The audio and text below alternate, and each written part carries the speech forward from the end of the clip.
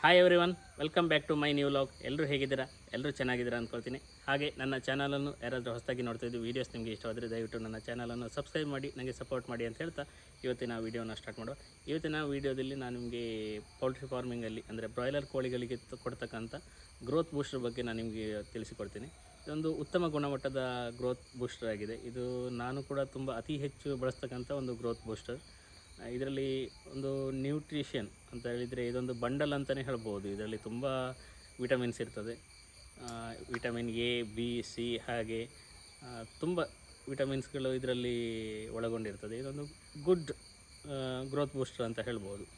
ಹಾಗೆ ಸ್ವಲ್ಪ ಎಕ್ಸ್ಪೆನ್ಸಿವ್ ಅಂತೇಳಿದರೆ ಇದರದ ಆದರೂ ಕೂಡ ಇದು ತುಂಬ ಒಳ್ಳೆಯ ಗ್ರೋತ್ ಬೂಸ್ಟರ್ ಆಗಿದೆ. ಹಾಗೆ ಅದನ್ನು ಹೇಗೆ ಕೊಡ್ಬೋದು, ಎಷ್ಟು ಡೋಸೇಜ್ ಕೊಡಬೇಕು ಅದ್ರ ಬಗ್ಗೆ ನಾನು ನಿಮಗೆ ಇವತ್ತು ತಿಳಿಸ್ಕೊಡ್ತೀನಿ. ಬ್ರಾಯ್ಲರ್ ಕೋಳಿ ಸಾಕಾಣಿಕೆ ಅಂತ ಹೇಳಿದ ಮೇಲೆ ಇಲ್ಲಿ ನಾವು ಆ್ಯಂಟಿಬಯೋಟಿಕ್ ಆಗಲಿ ಅಥವಾ ಈ ಗ್ರೋತ್ ಪ್ರಮೋಟರ್ ಆಗಲಿ ಇದನ್ನು ನಾವು ಬಳಸುವುದು ಅನಿವಾರ್ಯ. ಯಾಕೆಂತೇಳಿದರೆ ಕೇವಲ 40 ದಿನದಲ್ಲಿ ನಾವು 2-2.5 kg ಬಾಡಿ ವೆಯ್ಟನ್ನು ಈ ಕೋಳಿಗಳಿಂದ ಪಡೆದುಕೊಳ್ಬೇಕಂತೇಳಿದರೆ ಇಲ್ಲಿ ಇವೆಲ್ಲವನ್ನು ಅನಿವಾರ್ಯವಾಗಿ ನಾವು ಬಳಸಲೇಬೇಕಾಗ್ತದೆ. ಹಾಗೆ ನಾವು ಈ ಕೋಳಿಗಳಿಗೆ ಕೊಡಬಹುದಾದಂಥ ಒಂದು ಬೆಸ್ಟ್ ಗ್ರೋತ್ ಬೂಸ್ಟರ್ ಅಂತ ಹೇಳಿದರೆ ವಿಟಾಗ್ರೋ ಅಂತ. ಇದರಲ್ಲಿ ತುಂಬ ವಿಟಮಿನ್ಸ್ಗಳ ಅಡಕವಾಗಿರ್ತದೆ. ಇದನ್ನು ನಾವು ಫಸ್ಟ್ ಡೇ ಅಂತೇಳಿದರೆ ಮರಿ ಬಂದ ದಿನದಿಂದನೇ ಕೊಡ್ಬೋದು. ಬಂದ ದಿನ 0 ಡೇಯಿಂದನೇ ಇದನ್ನು ಕೊಟ್ಟರೆ ಉತ್ತಮ. ಯಾಕೆಂತೇಳಿದರೆ ಇದು ಕೂಡ ಆ್ಯಂಟಿ ಸ್ಟ್ರೆಸ್ ಆಗಿ ಕೂಡ ಇದು ಕೆಲಸ ಮಾಡ್ತದೆ. ಆ ಕಾರಣದಿಂದ ಈ ಟ್ರಾನ್ಸ್ಪೋರ್ಟೇಷನಲ್ಲಿ ಬಂದು ಜರ್ನಿಯಿಂದ ಬಂದಾಗ ಮರಿಗಳು ಸ್ಟ್ರೆಸ್ ಆಗಿರ್ತದೆ. ಆವಾಗಲೂ ನಾವು ಇದನ್ನು ಸ್ಟಾರ್ಟ್ ಮಾಡ್ಬೋದು. 0 ಡೇಯಿಂದನೂ ಕೊಡ್ಬೋದು. ಇಲ್ಲ 0 ಡೇಗೆ ನಾವು ಏನಾದರೂ ಎಲೆಕ್ಟ್ರೋಲೈಟ್ ಈ ಥರದ ಸ್ಟ್ರೆಸ್ ಕೇರ್ ಯೂಸ್ ಮಾಡಿದರೆ ಇನ್ನು ನಾವು ಡೇ 1ಇಂದ ಆ್ಯಂಟಿಬಯೋಟಿಕ್ ಸ್ಟಾರ್ಟ್ ಮಾಡ್ತೀವಲ್ಲ ಅದ್ರ ಜೊತೆಯಲ್ಲಿ ನಾವು ಇದನ್ನು ಕೂಡ ವಿಟಾಗ್ರೋವನ್ನು ನಾವು ಸ್ಟಾರ್ಟ್ ಮಾಡ್ಬೋದು 3 ಡೇಸ್ ಕೋರ್ಸ್ ಆಗಿ. ಈ ಒಂದು ವಿಟಾಗ್ರೋಯಿಂದ ತುಂಬ ಬೆನಿಫಿಟ್ಸ್ ಇದೆ. ಇದರಲ್ಲಿ ಕ್ಯಾಲ್ಶಿಯಂ ಕೂಡ ಇರ್ತದೆ. ಹಾಗೆ ಇದು ಇಮ್ಯುನಿಟಿ ಕೂಡ ಬಿಲ್ಡ್ ಮಾಡ್ತದೆ ಮರಿಗಳಲ್ಲಿ. ಹಾಗೆ ಸ್ಟ್ರೆಸ್ ಆದರೆ ಸ್ಟ್ರೆಸ್ ಕೇರ್ ಆಗಿ ಕೂಡ ವರ್ಕ್ ಮಾಡ್ತದೆ. ತುಂಬ ಉಪಯೋಗ ಇದೆ ಈ ಒಂದು ವಿಟಾಗ್ರೋಯಿಂದ. ಇನ್ನು ಈ ಬ್ರಾಯ್ಲರ್ ಪೋಲ್ಟ್ರಿಯಲ್ಲಿ ಇರುವಂಥ ಒಂದು ಸಮಸ್ಯೆ ಅಂತ ಹೇಳಿದರೆ ಮರಿಗಳಲ್ಲಿ ಕೆಲವೊಮ್ಮೆ ಅಡ್ಡ ಬೀಳುವಂಥದ್ದು ಅಥವಾ ಲೆಗ್ ವೀಕ್ ಆಗುವಂಥದ್ದು. ಈ ಸಮಸ್ಯೆ ಕೂಡ ಇದರಿಂದ ಪರಿಹಾರ ಸಿಗ್ತದೆ. ಈ ವಿಟಾಗ್ರೋ ಯೂಸ್ ಮಾಡಿದರೆ ಇಲ್ಲಿ ಕ್ಯಾಲ್ಶಿಯಂ ಜಾಸ್ತಿ ಇರೋದ್ರಿಂದ ಜಾಸ್ತಿಯಾಗಿ ನಮಗೆ ಲೆಗ್ ವೀಕ್ ಸಮಸ್ಯೆ ಬರೋದಿಲ್ಲ. ಹಾಗೆ ನಾವು ಇದು ಸ್ಟಾರ್ಟಿಂಗಲ್ಲಿ ಮರಿಗಳಿಗೆ ಬಳಸೋದ್ರಿಂದ ಇದರಿಂದ ನಮಗೆ ಇನ್ನೊಂದು ಬೆನಿಫಿಟ್ ಅಂತ ಹೇಳಿದರೆ ಫೀಡ್ ಇಂಟೇಕ್ ಜಾಸ್ತಿ ಆಗ್ತದೆ ಮರಿಗಳಲ್ಲಿ. ಈ ಮರಿಗಳಲ್ಲಿ ಫೀಡ್ ಇಂಟೇಕ್ ಜಾಸ್ತಿ ಆದಾಗ ನಮಗೆ ಫಸ್ಟ್ ವೀಕಲ್ಲಿ ಎಷ್ಟು ಚೆನ್ನಾಗಿ ಮರಿಗಳು ನಮಗೆ ಬೆಳವಣಿಗೆ ಸಿಗ್ತದೆ, ನೆಕ್ಸ್ಟ್ ಆ ಬ್ಯಾಚ್ ಅಂತಕ್ಕಂಥದ್ದು ಉತ್ತಮವಾಗಿ ನಮಗೆ ಇಳುವರಿ ಪಡೀಲಿಕ್ಕೆ ಸಾಧ್ಯ ಆಗ್ತದೆ. ಇನ್ನು ಇದರ ಡೋಸೇಜ್ ಬಗ್ಗೆ ನಾನು ತಿಳಿಸಿಕೊಡೋದಾದರೆ ಇದು ಮರಿಗಳಿರುವಾಗ ನಾವು ಫಸ್ಟು ಡೇ 1ಇಂದ ಸ್ಟಾರ್ಟ್ ಮಾಡೋದಾದರೆ ಇದು 5 ml 100 ಬರ್ಡ್ಸಿಗೆ ಸಾಕಾಗ್ತದೆ. ಅಂತ ಹೇಳಿದರೆ ನೀವು 1000 ಕೋಳಿಗಳನ್ನು ಸಾಕೋದಿದ್ದರೆ ಇದು 50 ml ಆಗಿ ನೀವು 3 ದಿನಕ್ಕೆ ಕೊಡ್ಬೋದು. ಇಲ್ಲಿ ಆದರೂ 5000 ಕೋಳಿಗಳನ್ನು ಸಾಕಾಣಿಕೆ ಮಾಡ್ತಿದ್ದೀರಿ ಅಂತ ಹೇಳಿದರೆ ಇಲ್ಲಿ 50 × 5 ಅಂತೇಳಿದರೆ ಪರ್ ಡೇ 250 ml ಅಥವಾ 300 ml ಅವರೆಗೂ ನೀವು ಯೂಸ್ ಮಾಡ್ಬೋದು. ಇನ್ನು ಸೆಕೆಂಡ್ ವೀಕ್ 3rd ವೀಕ್ ಆದರೆ ನಿಮಗೆ ಜಾಸ್ತಿ ಕೊಡಬೇಕಾಗ್ತದೆ ಸ್ವಲ್ಪ. ಅಂತೇಳಿದರೆ 10 ml ಹಾಗೆ ನೀವು ಕೊಟ್ಟರೆ ಒಳ್ಳೆಯದು. ಇದನ್ನು 24 hours ಕೂಡ ಕೊಡ್ಬೋದು ಅಥವಾ ಒಂದು ದಿನದಲ್ಲಿ ಅರ್ಧ ದಿನ ಅಂತೇಳಿದರೆ 12 hours ಕೂಡ ನಾವು ಕೊಡ್ಬೋದು.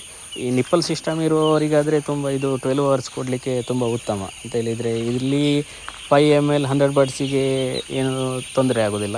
ಇನ್ನು ಡ್ರಿಂಕರ್ ಥ್ರೂ ಆಟೋಮೆಟಿಕ್ ಡ್ರಿಂಕರ್ ಅಲ್ಲ, ಈಗ ನಾರ್ಮಲ್ ಆಗಿ ಮ್ಯಾನ್ಯಲ್ ಆಗಿ ನಾವು ನೀರಿಟ್ಟು ಕೊಡುವವರಿಗಾದರೆ ಇದು 5 ml ಸ್ವಲ್ಪ ಲೈಟ್ ಆಗ್ತದೆ. ಯಾಕೆಂತೇಳಿದರೆ ಜಾಸ್ತಿ ನೀರನ್ನು ನಾವು ಇಲ್ಲಿ ಯೂಸ್ ಮಾಡೋದ್ರಿಂದ ಡ್ರಿಂಕರನ್ನು ತುಂಬಿಸಿ ಇಡಲಿಕ್ಕೆ 2 ಸಲ ಇಡೋದು ತುಂಬ ಕಷ್ಟ ಸಾಧ್ಯ. ತುಂಬ ಜಾಸ್ತಿ ಮರಿಗಳಿರುವಾಗ ಇಲ್ಲಿ 2 times ನೀರನ್ನು ಇಡೋದು ಅಂತೇಳಿದರೆ ತುಂಬ ಕಷ್ಟ ಸಾಧ್ಯ.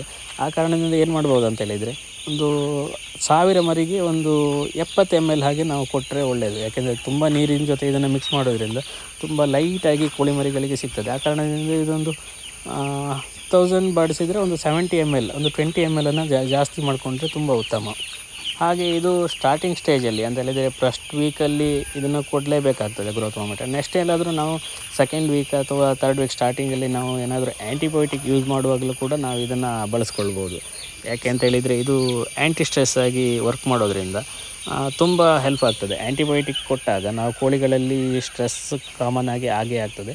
ಅದನ್ನು ನಾವು ತಪ್ಪಿಸಲಿಕ್ಕೋಸ್ಕರ ಈ ಆ್ಯಂಟಿ ಸ್ಟ್ರೆಸ್ ಫಾರ್ಮುಲಾ ಬೇಕಾಗ್ತದೆ. ಯಾವುದಾದ್ರೂ ಒಂದು ಆ್ಯಂಟಿ ಸ್ಟ್ರೆಸ್ ಜೊತೆ ಇಲ್ಲಿ ಸ್ಟ್ರೆಸ್ ಆದಾಗ ಫೀಡ್ ಇಂಟೇಕ್ ಕೂಡ ನಾವು ಜಾಸ್ತಿ ಮಾಡಿ ಕೊಡಬೇಕಾಗ್ತದೆ, ಕೋಳಿಗಳಿಗೆ ಬೂಸ್ಟ್ ಮಾಡಿ ಕೊಡಬೇಕು. ಆ ಕಾರಣದಿಂದ ಇದು ಫೀಡ್ ಇಂಟೇಕು ಜಾಸ್ತಿ ಆಗ್ತದೆ, ಹಾಗೆ ಆ್ಯಂಟಿ ಸ್ಟ್ರೆಸ್ ಆಗಿ ವರ್ಕ್ ಮಾಡೋದ್ರಿಂದ ನಾವು ಇದನ್ನು ಆ್ಯಂಟಿಬಯೋಟಿಕ್ ಜೊತೆ ಕೂಡ ನಾವು ಯೂಸ್ ಮಾಡಿದರೆ ತುಂಬ ಉತ್ತಮ. ಇನ್ನು ಈ ಒಂದು 5,000 ಕೋಳಿ ಬ್ಯಾಚಿಗೆ 1 ಲೀಟ್ರ್ ವಿಟಾಗ್ರೋ ಇದ್ದರೆ ಸಾಕಾಗ್ತದೆ. ಇಲ್ಲಿ ಅತಿಯಾಗಿ ನಾವು ಬಳಸೋದು ಅಂತ ಹೇಳಿದರೆ ಫಸ್ಟ್ ವೀಕಲ್ಲಿ, ಈಗ ಮರಿ ಬಂದಾಗ ನಾವು ಅಂದರೆ ಡೇ ಓಲ್ಡ್ ಚಿಕ್ಕಿಂದ ಒಂದು 3 ಡೇಸ್ ಅಥವಾ 4 ಡೇಸ್ ಕೋರ್ಸಿಗೆ ಮಾತ್ರ ಯೂಸ್ ಮಾಡೋದ್ರಿಂದ ನಮಗೆ ಅತಿ ಹೆಚ್ಚಾಗಿ ಇದು ಬಳಕೆ ಆಗೋದಿಲ್ಲ. ಯಾಕೆಂದರೆ ನೆಕ್ಸ್ಟ್ ಮರಿಗಳು ಚೆನ್ನಾಗಿ ಬೆಳವಣಿಗೆ ಆದರೆ ಫಸ್ಟ್ ವೀಕಲ್ಲಿ ನೆಕ್ಸ್ಟ್ ನಮಗೆ ಅಂಥ ದೊಡ್ಡದಾದಂಥ ಏನು ಸಮಸ್ಯೆ ಬರೋದಿಲ್ಲ. ಆ ಕಾರಣದಿಂದ ಒಂದು ಬ್ಯಾಚಲ್ಲಿ ಒಮ್ಮೆ ಯೂಸ್ ಮಾಡಿದರೆ ಸಾಕಾಗ್ತದೆ, ನಮಗೆ ಅದರಲ್ಲಿ ಗ್ರೋತ್ ಸಿಗ್ತದೆ. ಈಗ ಅಂತ ಹೇಳಿದರೆ ಮರಿಗಳೇ ನಿಮಗೆ ಗ್ರೋತ್ ಸಿಕ್ಕಿದರೆ, ಉತ್ತಮವಾದಂಥ ಗ್ರೋತ್ ಸಿಕ್ಕಿದರೆ ನೆಕ್ಸ್ಟ್ ಕೋಳಿಗಳು ದೊಡ್ಡದಾಗ್ತಾ ಹೋದಾಗ ದೊಡ್ಡ ಸಮಸ್ಯೆ ಏನೂ ಬರೋದಿಲ್ಲ. ಇನ್ನು ಗ್ರೋತ್ ಬೂಸ್ಟ್ರಲ್ಲಿ ವಿಟಾಗ್ರೋ ಅಲ್ಲದೆ ಬೇರೆ ಬೇರೆ ಕಂಪನಿಯ ಗ್ರೋತ್ ಬೂಸ್ಟ್ಗಳು ಇವೆ. ಇದರಲ್ಲಿ ಉತ್ತಮವಾದದ್ದು ಹೇಳಿದರೆ ನನಗನಿಸಿದ ಮಟ್ಟಿಗೆ ಇದು ವಿಟಾಗ್ರೋ ಮಾತ್ರ. ವಿಟಾಗ್ರೋ ನಂತರ ಬೇರೆ ಬೇರೆಗಳು ಕೂಡ ಸಿಗ್ತವೆ ಮಾರ್ಕೆಟಲ್ಲಿ. ಇದ್ರ ಬೆಲೆ ಸ್ವಲ್ಪ ಜಾಸ್ತಿ ಇರ್ಬೋದು ಅಂತ ಹೇಳಿದರೆ, ಈಗ ಇದರಲ್ಲಿ MRP ತುಂಬ ಜಾಸ್ತಿ ಇರ್ತದೆ, 1000 ಮೇಲೆ ಇರ್ತದೆ. ಇದು ನಮಗೆ ಮಾರ್ಕೆಟಲ್ಲಿ ನಮಗೆ 700 ಆಸ್ಪಾಸಲ್ಲಿ ನಮಗೆ ಸಿಗ್ತದೆ. ಇದು ಆನ್ಲೈನಲ್ಲಿ ಕೂಡ ನಮಗೆ ಪರ್ಚೇಸ್ ಮಾಡ್ಬೋದು, ಅಮೆಝಾನಲ್ಲಿ ಕೂಡ ನಮಗೆ ಇದು ಬೈ ಮಾಡಲಿಕ್ಕೆ ಸಿಗ್ತದೆ. ಇದು ನನ್ನ ಇವತ್ತಿನ ವಿಡಿಯೋ. ಈ ವಿಡಿಯೋ ನಿಮಗೆ ಇಷ್ಟವಾದರೆ ದಯವಿಟ್ಟು ಲೈಕ್ ಮಾಡಿ, ಶೇರ್ ಮಾಡಿ, ಹಾಗೆ ನಿಮ್ಮ ಅನಿಸಿಕೆಗಳನ್ನು ಕಮೆಂಟ್ ಮೂಲಕ ನನಗೆ ತಿಳಿಸಿ ಅಂತ ಹೇಳ್ತಾ ಮುಂದಿನ ಮತ್ತೊಂದು ವಿಡಿಯೋದೊಂದಿಗೆ ಭೇಟಿಯಾಗೋಣ. ಎಲ್ಲರಿಗೂ ಧನ್ಯವಾದಗಳು.